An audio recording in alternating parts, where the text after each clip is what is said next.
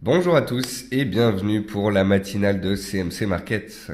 Je suis Nicolas Chéron, nous sommes aujourd'hui le lundi 21 décembre et les indices ont démarré cette semaine en célébrant les fêtes. Nous avons en effet un DAX qui dépasse déjà les plus 1% en ce lundi de la quatrième semaine de décembre.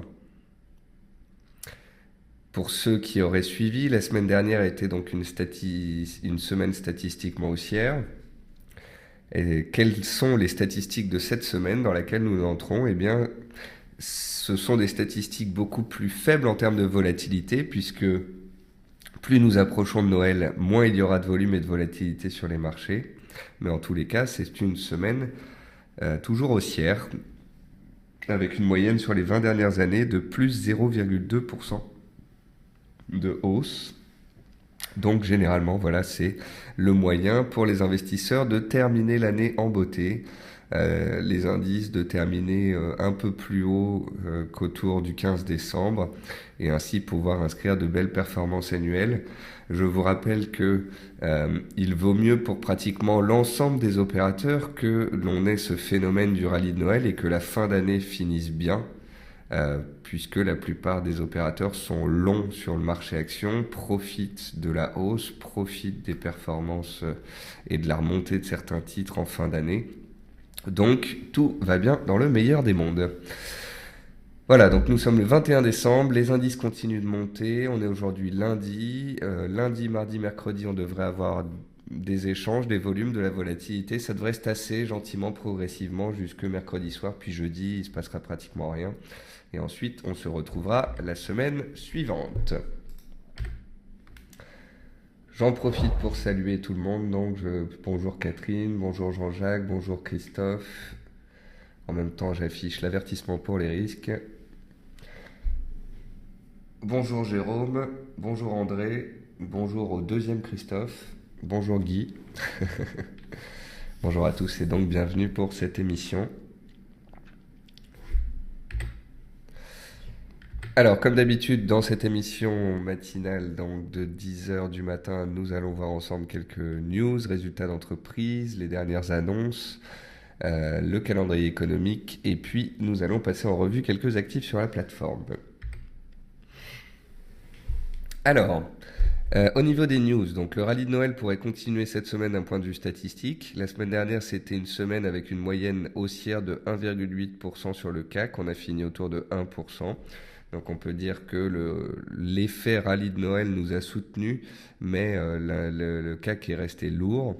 Une belle chose quand même à noter, c'est qu'entre le point bas de lundi dernier et le point haut de jeudi dernier, on a eu 6% de hausse sur l'indice 440. J'ai regardé les statistiques sur l'indice DAX. C'était la 9e semaine la plus violemment haussière de l'année.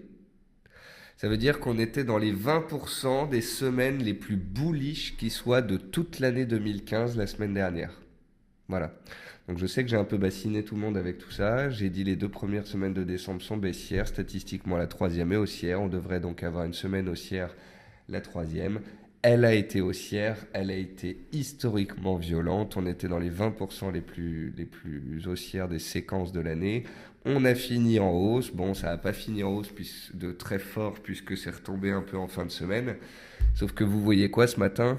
Eh ben, vous voyez que les 1% qu'on a perdu vendredi, on les a déjà repris ce matin en un claquement de doigts. Donc les acheteurs sont toujours là, on est toujours dans des tendances haussières sur les indices boursiers, pas de nuages au tableau, pas d'ombre au tableau pour l'instant. Donc les marchés montent naturellement comme ils ont l'habitude de le faire pendant les fêtes. Petit raté ce matin pour l'indice espagnol, néanmoins, puisque nous avons eu des élections en Espagne ce week-end et que il n'y a pas eu de majorité absolue obtenue par le gouvernement. Donc ça engendre de l'indécision, donc ça a engendré un gap à -2 sur l'indice IBEX. Néanmoins, comme je disais ce matin, est-ce que ce ne serait pas les promos de Noël sur l'IBEX? On sait qu'une élection, si elle se passe mal, peut déstabiliser. Sauf que on sait aussi que la tendance haussière, elle est là, qu'elle soutient tous les indices boursiers. Ce matin, tous les indices montent sauf l'espagnol qui est à -2, qui est sur support. Ne serait-ce pas une opportunité intéressante à regarder? Enfin, comme je vous le disais hier, euh, comme je vous le disais hier sur Twitter, comme je le disais aussi vendredi pendant les différentes émissions que j'ai animées, il faudra surveiller le pétrole dans les séances à venir. Le pétrole est sur ses plus bas annuels. Il a perdu 15% ce mois-ci. Il est posé sur ses plus bas de 2008. Il peut s'y passer quelque chose. Voilà, je continue de garder cela en tête. Et d'ailleurs, vous pourrez remarquer qu'il y a déjà une matière première qui réagit fortement à la hausse ce matin, c'est le gaz. Et que ce soit le gaz ou que ce soit le WTI, pour moi, il y a des choses à faire dans les séances à venir sur ces actifs-là. Côté entreprise, souvenez-vous, Casino la semaine dernière a vécu les foudres des investisseurs puisque un Américain avait fait état de rumeurs baissières sur le titre, donc Casino et Rally avaient chuté. Néanmoins, les titres ont réussi à remonter un petit peu en fin de semaine dernière et Casino réaffirme donc sa solidité financière via différents communiqués. Eurofins, de son côté, a annoncé 3 acquisitions dans les tests en Europe. Et puis Clépierre, donc société qui est dans l'immobilier, elle remplace enfin EDF dans le CAC. Excusez-moi. Alors, au niveau des statistiques passées, donc par rapport à vendredi, on peut voir qu'il y avait un ajustement de quantitative easing qui a été fait de la part de la BOJ, donc c'est la banque du Japon. Cela a déçu les marchés. En effet, la BOJ a expliqué qu'elle n'allait pas augmenter très fortement son programme, mais plutôt qu'elle allait changer le type d'actifs qu'elle met à l'intérieur. Donc ça a déçu les investisseurs et c'est pour ça que l'USD Yen était dans un premier temps monté fortement puis qu'il est redescendu fortement vendredi dernier. Le CPI canadien, donc tous les chiffres canadiens sont tombés inférieurs aux attentes vendredi. Et le PMI des services aux USA est ressorti inférieur aux attentes. Alors c'est pas des statistiques majeures, mais bon, il n'y a pas grandes statistiques qui ont été publiées vendredi dernier. Il n'y en a pas beaucoup non plus en ce début de semaine. Le plus important donc à retenir dans les statistiques passées, c'est l'ajustement du programme de quantitative easing de la BOJ qui a déçu les marchés à court terme. Ce jour, est-ce qu'on a des statistiques vraiment pas très importantes? On a la confiance des consommateurs en zone euro à 16h. Mais c'est surtout aussi ce matin le début de la dernière semaine de l'année, si particulière en volume et en volatilité. Et donc, on a de très grandes chances, 1, qu'il y ait une faible volatilité, 2, malgré la faible volatilité, qu'il y ait des décalages violents de prix quand même qui puissent arriver, et 3, que les volumes soient moins présents. Voilà. Donc voilà, j'ai fait le tour. Vous voyez qu'il y a peu de news concernant les entreprises, peu de news internationales, peu de statistiques. On a au fur et à mesure un marché qui est en train de s'éteindre gentiment. Alors comme d'habitude, quand on va commencer la partie graphique, je vais vous parler des indices en premier. Alors Jean-Jacques me dit quelle est la moyenne de l'évolution des indices durant les premiers jours de janvier.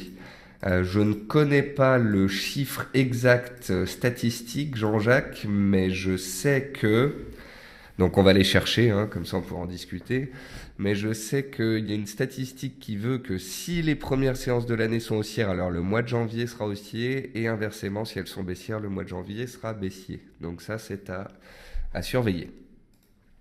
Alors, que vois-je? C'est absolument magnifique. Le voilà, le rallye de Noël. Pour ceux qui n'ont pas de lunettes ajustées ou ajustables, je vous le dis. Nous sommes à donc pratiquement 700 points de hausse sur 5 jours. Alors, vendredi, comme je le disais sur BFM, j'ai été interrogé vendredi après-midi. Alors c'est marrant parce que le journaliste, je lui disais voilà, il y a eu le rallye de Noël, il y a eu de la hausse, c'est plutôt haussier. Et le journaliste Guillaume Sommerer n'était pas très haussier alors qu'il l'est d'habitude. Il faut dire que la journée de vendredi c'était une journée un peu spéciale. Il y avait 1200 milliards d'actifs qui arrivaient à échéance. Et donc en fait vendredi c'était une séance où les gens prenaient des bénéfices, coupaient leurs achats sous résistance, se faisaient peut-être un peu peur, avaient envie de couper leur position avant les fêtes. Il y avait aussi des fonds qui devaient sortir. Il y avait les opérations de window dressing, ça veut dire les habillages de bilan. Donc on va couper certaines actions, on va reprendre sur d'autres, euh, afin de présenter les résultats de fin d'année. Donc c'est ce que j'expliquais être les raisons vendredi de cette correction un petit peu violente, hein. Vous voyez, le DAX vendredi n'a pas passé sa résistance et donc il a perdu 200 points. Et il les a repris tout aussi secs ce matin. La baisse de vendredi, c'était une baisse mécanique. C'était parce que il y avait toutes les options, il y avait les quatre sorcières, les fonds d'investissement qui sortaient avant les vacances, mais il n'y avait aucune raison fondamentale pour qu'on se casse la figure. Voilà. Donc dès ce matin, qu'est-ce qui se passe? Les acheteurs reviennent sur le marché, reprennent la main, poursuite de la hausse, avec à la clé donc potentiellement un retour vers les 11 000 points, l'AMM 200 séance et une belle année, une belle fin d'année. Voilà. En théorie, et tant qu'on sera au-dessus des plus hauts de vendredi à 10 500, 520, le marché est haussier et pourrait continuer de grimper en dents de scie gentiment vers les 11 000 points pour les fêtes de Noël. Voilà. Donc oui, statistiquement, le rallye a bien eu lieu. Oui, le rallye pourrait également continuer. Voilà. Le FTSE qui avait été délaissé, qui est très corrélé métaux de base et donc tiré par le bas par la sous-performance de secteur, lui aussi tient le choc et vous voyez qu'il est, il n'est pas sur ses plus hauts annuels, hein, il est plutôt sur ses plus bas de l'année. Et pour l'instant, il tient bien. L'Eurostoxx est en train de reprendre ses 3300 points. En tous les cas, il est en train de les réattaquer. Le CAC 40, donc on a eu une séquence baissière, une séquence de rebond. Il y avait besoin de reprendre nos esprits, de revenir sur les supports. C'est ce qu'on a fait. Maintenant, ça tient. Ce qu'il faudra qu'il se passe dans les séances à venir sur le CAC, c'est qu'on casse les 4700, 720 avec la MM 20 jours et ainsi qu'on puisse se hisser vers 4800 points et la MM 50 jours afin de finir en beauté. Mais vous voyez qu'il n'y a aucun indice qui est baissier.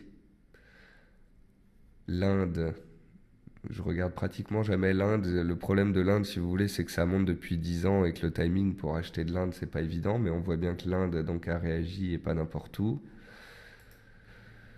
Le Dow Jones, il a tenu son support comme d'habitude. Et le SP500, il a tenu son support comme d'habitude. C'est le même support que j'indique depuis 2 mois. Et quand on le touche, on y réagit. Je vous rappelle qu'au cours actuel, le SP500 perd autour de 1% cette année en 2015. Et je vous pose la question suivante. Pensez-vous réellement que pour les États-Unis, pays où les indices ont une telle importance, que le marché va laisser clôturer l'indice directeur mondial, le SP500, dans le rouge, alors qu'on est actuellement à -1? Je vous pose la question. Vous avez une demi-heure pour rendre votre dissertation. Vous voyez ce que je veux dire? Il y a de très fortes chances, une très forte probabilité, une grande probabilité que les indices américains remontent de quelques petits pourcents d'ici la fin de l'année, histoire de se hisser dans le vert et de terminer l'année en beauté. À moins que on ait un souci, qu'il y ait une guerre qui se déclenche, un tremblement de terre ou autre.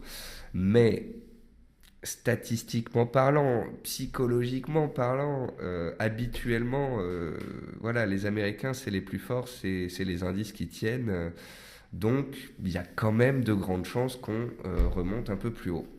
En d'autres termes, je continue d'avoir un biais haussier sur les indices qui sont haussiers. Vous noterez que les Américains sont neutres sur support et sont un peu moins forts que les Européens. Vous noterez aussi que dans les Européens, le plus fort, c'est le DAX. On aura donc plutôt tendance, si on veut vendre les indices, à vendre de l'Espagne, vendre de l'Italie ou vendre du Japon. Et si on veut acheter, à acheter du DAX, du FTSE ou de l'Eurostoxx. D'ailleurs, j'ai posté un message il y a une demi-heure avant de commencer mon émission. L'IBEX était à 9450 points, on était à -2. Et je disais sur Twitter, l'indice est à... je vais relire mon message parce que je ne sais plus exactement ce que j'ai marqué. J'ai marqué... IBEX -2 suite aux élections sur support, opportunité, point d'interrogation. Donc ça veut dire, posez-vous la question de savoir si c'est une opportunité actuellement d'avoir un IBEX à -2 alors que les indices montent et de savoir ce qu'il faut faire. Voilà. Moi, je suis là pour vous aiguiller, je suis là pour vous proposer des stratégies, pour pouvoir vulgariser un peu le vocabulaire et ce qui se passe sur les marchés. Après, vous êtes des centaines à écouter mon émission tous les matins et vous avez tous des stratégies différentes. Donc je ne donne pas de trade, je donne des stratégies, je donne des vues de marché. Et après, c'est à vous, en fonction de votre style et de vos envies, eh bien, d'aller trader tel ou tel actif. Voilà. Donc là, à très court terme, le DAX peut se reposer un petit peu puisqu'il vient de prendre plus de 200 points depuis son ouverture de ce matin. Et jusque jeudi, on s'attend plutôt à ce qu'il garde un biais haussier. Après ça, on peut regarder les actions. Si vous avez des questions, encore une fois, n'hésitez pas à le dire. Alors, dans les baisses, donc on a encore les valeurs pétrolières qui sont dans les baisses. Alors Mercialis gap à -2, mais elle gap sur une zone de soutien, ça paye. CGG Veritas toujours baissière, Total Gabon toujours baissière, Esso toujours baissière, Technip toujours baissière, Total toujours baissière. Ça, c'est toutes les pétrolières. Elles sont baissières, sous pression, vendues, parce que le pétrole n'est pas en hausse. Je le surveille, le pétrole, parce que pour moi, il n'a pas dit son dernier mot. Et d'ici la fin de l'année, qu'on ait un décalage du pétrole qui emmène toutes les parapétrolières et pétrolières à la hausse, ce n'est pas inconcevable. Archimedia, Nicox, c'est des rebonds techniques de titres spéculatifs. Eramet, c'est les métaux de base, c'est une des valeurs qui a été la plus vendue cette année. Donc si à un moment doit y avoir un rebond technique sur métaux de base et matières premières en général, elle pourrait avoir un potentiel très intéressant. C'est pour ça qu'il faut la garder sous le viseur. Parrot, donc elle avait fait une augmentation de capital, le titre avait été divisé par 2 et puis là maintenant il se tente de se reprendre un petit peu. Alcatel, elle a fait une belle année, elle essaye de reprendre des couleurs après avoir consolidé pendant 10 jours. Solocal, c'est une valeur dont j'ai parlé la semaine dernière, elle a donné un signal haussier potentiel et elle doit décaler à la hausse au-dessus des 7,15 pour pouvoir aller en direction de ses résistances suivantes. Valeo, tout comme le secteur en général de l'automobile, a toujours été recherché cette année. Selectis retrouve un petit peu de couleur, mais elle est toujours dans un range. Et vous noterez que Valorec, alors que des fois les indices montent pas, alors que le pétrole ne monte pas, eh bien Valorec, qu'est-ce qu'elle fait? Elle tient très bien. Voilà. Donc Valorec reste un des titres préférés dans mon screener. Et si le pétrole devait réagir à tout moment, je pense que Valorec serait une des valeurs qui pourrait le plus rebondir. J'ai d'ailleurs parlé de ce titre-là à de nombreuses reprises dans mes analyses. Donc je vous rappelle que dans les dernières analyses que j'ai écrites, vous pouvez retrouver prémisse de retournement sur Valorec, bientôt le rallye de Noël, point d'interrogation, le 9 décembre, 2016 comeback des matières premières, Solocal est ici, pétrolière et parapétrolière c'est là, le rallye de Noël pourrait commencer, ça c'était le 14, c'était au point bas de lundi dernier. Ensuite, poursuite du rallye de Noël, c'était jeudi dernier où je disais que même maintenant que le rallye de Noël avait eu lieu et qu'il avait fait 6%, il pourrait continuer la semaine suivante. Donc la semaine suivante, c'est cette semaine. Donc je vous parlais en gros déjà de lundi, d'aujourd'hui, jeudi dernier. Vous avez un point sur le gaz. Vous avez tout ce qui m'intéresse actuellement. Solocal a réagi sur ses plus bas. Le gaz a réagi sur ses plus bas. Maintenant, ces deux actifs doivent donner des signaux haussiers. Ce n'est pas encore le cas. Concernant le rallye de Noël, il a eu lieu, donc ça c'est bon. Concernant les pétrolières et Valorec, j'ai tout écrit pour que le jour où les pétrolières s'énervent, vous n'ayez juste qu'à vous reconcentrer sur les titres. Tout a été écrit, il suffit de lire. Et puis je vous ai fait aussi un champ de bataille du DAX pour les fêtes. Ça, j'ai écrit ça vendredi dernier où je disais que le DAX, il devrait remonter. Il y a des analyses à lire, hein. Si vous n'avez pas le temps parfois, ma conclusion c'était, en conclusion, la neutralité pourrait prévaloir en fin d'année avec un biais haussier théoriquement propre aux dernières séances de l'année. Rien ne sert de prendre des risques inconsidérés, etc., etc. Bref, je continuais de dire que le rallye de Noël avait eu lieu, qu'on était en zone de neutralité, mais qu'un biais haussier devait être constaté puisqu'on arrivait en fin d'année. Voilà, donc Vallourec, elle tient et c'est la plus forte des actions. Donc pas grand-chose à voir côté action, hein. Vous avez des titres qui baissent, qui ont été délaissés toute l'année et qui sont sous pression. Toutes les matières qui sont corrélées au pétrole qui sont en baisse. Mais si à un moment le pétrole s'énerve, elles vont toutes potentiellement décaler. C'est pour ça en fait qu'il faut pas forcément les acheter avant et anticiper le signal. Sinon vous allez être en baisse et vous allez entrer en perte et ça va être stressant. Mais c'est pour ça qu'il faut vraiment les surveiller comme le lait sur le feu. Et le jour où on aura un retournement valide sur le WTI qui présagera de fortes hausses sur les pétrolières et parapétrolières, il faudra être prêt. Alors, parce que le pétrole est toujours sous pression, le RUB, donc le rouble, continue de baisser. Le NZD-USD continue d'être la paire en dollars, donc la plus haussière des majeures. L'USD-Yen, malgré la déception de la semaine dernière, regardez la moyenne mobile à 250 périodes, regardez comme c'est propre comme marché. Le marché échoue sous résistance, on revient sur un support dynamique, on le tient, on revient vers la résistance, on échoue, on revient vers le support dynamique. Et parfois, il y a des mèches, comme ici à la baisse, mais parfois sur la résistance horizontale, c'est propre et c'est magnifique. Et parfois sur les plus bas de vendredi et sur la moyenne mobile à 250 périodes, c'est magnifique. Tant que l'USD-Yen sera au-dessus de sa MM 250 jours, il sera haussier et donc l'appétit pour le risque sera présent sur les marchés boursiers. Et donc les indices auront plutôt tendance à monter qu'à baisser. Voilà. Concernant la livre et l'euro, on est neutre, on est stable. Donc l'euro, c'est un range. Il y a une résistance à 1,1050, un support à 1,08. La résistance, on y a échoué. On est revenu sur le support, on a rebondi un petit peu. Là, les cours sont en train de se coincer entre MM 20 jours et MM 50 jours et la sortie sera d'importance. A priori, si les indices boursiers continuent de monter, on devrait sortir sur l'euro par le bas et retourner vers un 0,7. Mais on n'est pas à l'abri d'une décorrélation ou bien d'un mouvement correctif sur les indices après les récentes hausses non plus. Donc, voyons quel sera le sens choisi par les marchés. Sinon, par rapport aux paires qui baissent, la UD-NZD continue de baisser et cette paire-là m'intéressera bientôt quand elle sera à 1,05, 1,0530, puisque c'est un beau support. L'USD-CAD est sous résistance, sous le seuil psychologique des 1,40. Alors lui, c'est pareil, le jour où le pétrole va se reprendre, cette paire-là, elle consolidera fortement. Vendre l'USD-CAD alors que le pétrole est baissier n'a donné aucun signal, c'est se donner des chances de se faire marcher dessus. Par contre, le jour où le pétrole va vraiment réagir, là, il y aura quelque chose d'intéressant à jouer sur l'USD-CAD. Et puis on va finir avec les matières premières après avoir regardé tout le reste. Donc les monnaies pour moi, elles bougent en fonction des indices ou des matières premières. Donc tout dépend de vos scénarios. Ensuite, les indices, ils sont haussiers, on en a parlé. Les actions, dépendamment des secteurs, on voit bien qu'il y a des titres, donc c'est des titres spéculatifs qui se repeignent puisque c'est les dernières séances de l'année. Puis il y a des titres qui sont toujours délaissés parce que corrélés au pétrole.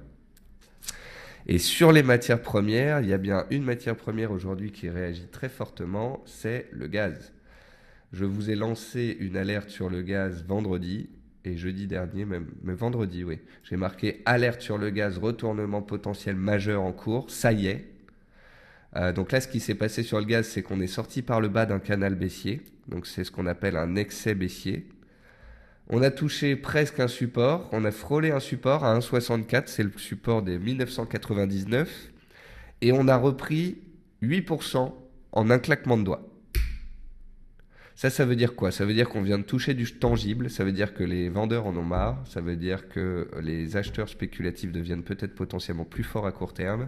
On arrive dans l'hiver, on arrive potentiellement dans la baisse des températures. Voilà, le gaz, là, potentiellement, on a un point dur qui pourrait se confirmer. On a un retour des acheteurs en force, on a un gap haussier, on a 5% de hausse ce jour. Donc là, attention, on est peut-être en train de marquer un point bas de long terme sur le gaz. Concernant le pétrole brut léger, il est stable à 0. Il est posé sur son support. Et moi, je m'attends à ce que potentiellement il y fasse quelque chose, mais j'attends une clôture positive. Ça ne sert à rien de trop anticiper, mais je vous le dis, Le jour où le pétrole aura matérialisé un double bottom quelque part et qu'il aura commencé à rebondir, ça va aller très vite. Il va y avoir des rachats de short en pagaille. On va peut-être prendre 5 à 10% en 24 heures. Et toutes les pétrolières parapétrolières décaleront fortement à la hausse pour suivre ce mouvement-là.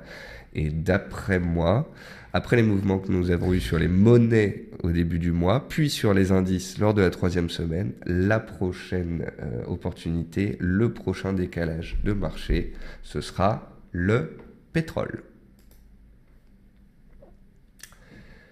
Voilà, sur ce, je pense qu'on a fait le tour. Vous avez compris donc que des opportunités sur le gaz viennent de se présenter, que le pétrole pourrait en présenter bientôt, que sur Action, il faut faire du stock picking, sur les pétrolières quand le pétrole se retournera, sinon sur les dossiers de l'année qu'on a vu ensemble tout à l'heure. L'IBEX n'est plus qu'à moins 1,50, donc était à moins 2,20 tout à l'heure, donc le marché le paye un minimum.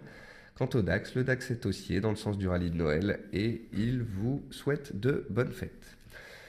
Sur ce, je vais vous souhaiter donc une bonne séance à tous, un bon appétit. Je voulais aussi tous vous remercier d'être présents tous les matins et de rendre donc cette émission, la matinale, un succès. Je vous remercie beaucoup d'être venus. Je vous retrouve demain matin à 10 heures pour de nouvelles aventures. Je vous souhaite un bon appétit, une bonne journée, un bon training en attendant.